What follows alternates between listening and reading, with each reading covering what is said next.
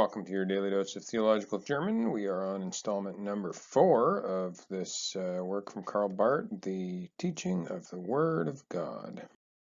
So another pretty straightforward sentence for today's video, but that's okay because we need a bit of a break after some of what we've been dealing with.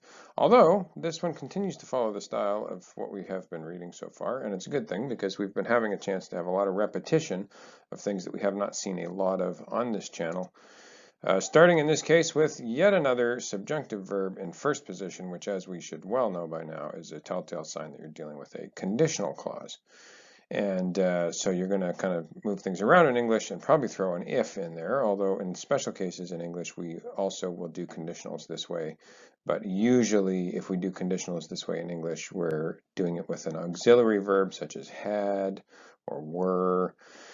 We don't usually put the kind of main idea verb straight up in the beginning of the sentence in order to form a conditional. So we'll say, if he did not begin to love. Here, he is just kind of referring to a Christian person. Recall that Karl Barth is writing a long time ago and doesn't know about gender inclusivity.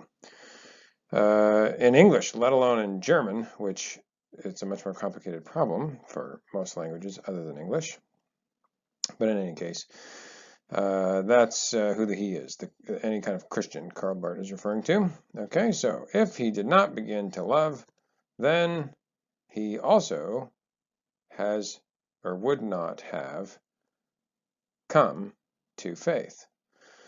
And so this is just elaborating further on what Karl Barth is saying about love being the very beginning of sort of the Christian life and how it precedes even faith, which is kind of seen as the entry point to Christian life, and yet he's saying love comes even before faith. I translated this with a would have come.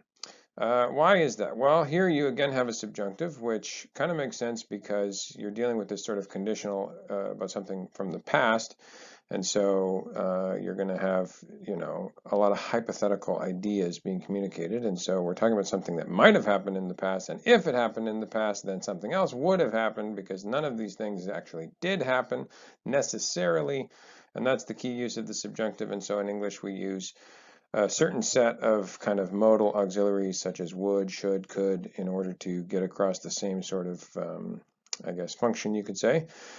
And so I said would. However, it's important to notice that this wäre here is actually a subjunctive of sein. And when sein works together with a participle, as it does here, you will find that it is actually a perfect tense. And so you have to make it subjunctive, but also perfect. And so I said would have come.